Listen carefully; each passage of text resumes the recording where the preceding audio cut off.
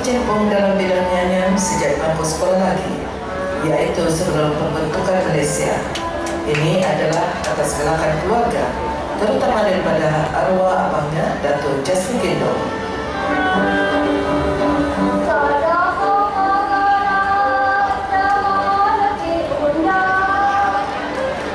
Dia telah menampilkan diri bernyanyi semasa sambutan pesta kehormatan yang pertama di daerah Tempauli bersama Datuk James Okili dengan lagu Tanda Tegas Kehormatan, dan lagu pertama yang dicipta oleh Latifah Kindo ialah Aisyah Pemusak. Sejak itu beliau mulai aktif menyanyi dan telah membuat rakaman di RTM dengan membawa kumpulan penceragah beliau sendiri.